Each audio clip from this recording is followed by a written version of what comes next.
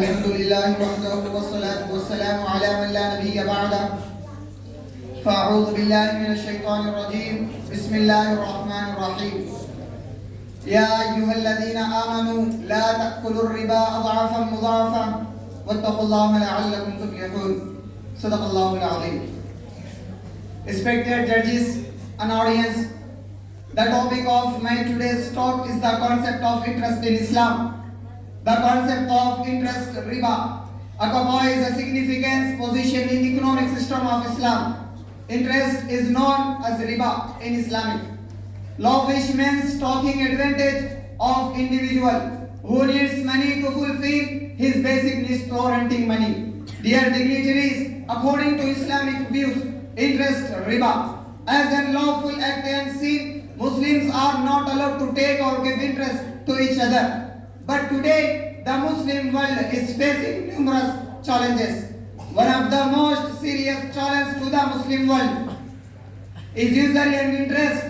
Muslims are forced to take or give interest in banking system. The world economic system considers a trade which is allowed in Islam.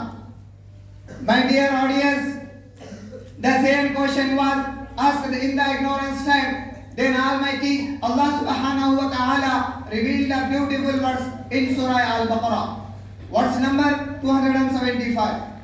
الذين يأكلون الربا لا يقومون إلا كما يقوم الذي يتخبطه الشيطان من المس ذلك بأنهم قالوا إنما البيع مثل الربا وأحل الله البيع وحرم الربا. Those who defer interest will not stand except as one stands, who is being beaten by shaitan to the insanity. That is because the sacred just like interest, but Allah has permitted and forbidden interest. My dear audience, usury is not like a trade because trade makes benefit, but usury always get loss for a person who borrows money. Because of usury, in fact, it's injustice. The rich becomes the rich and poor becomes more and poor. In fact, it's injustice and Allah never always has to do injustice because Allah and He said always as because of you, but Allah has forbidden interest, and He said in Surah Al-Imran chapter number 3 verse number 130. يا أيها الذين آمنوا لا تأكلوا الربا أضعافا مضاعفا واتقوا الله لعلكم تفلحون. Woe you believers, don't give riba, double and redouble, but pay from Allah that you may really successful. And another place Allah says, وَمَا آتَيْتُم مِّن رِّبًا لِيَرْبُوَ فِي أَمْوَالِ النَّاسِ فَلَا يَرْبُو عِندَ اللَّهِ وَمَا آتَيْتُم مِّن زَكَاةٍ تُرِيدُونَ وَجْهَ اللَّهِ فَأُولَٰئِكَ هُمُ الْمُضْعِفُونَ. That which you are going to increase through others' property will never increase before Allah, and that you spend on charity seeking the countenance face of Allah will increase. It is those who will recompense multiplied.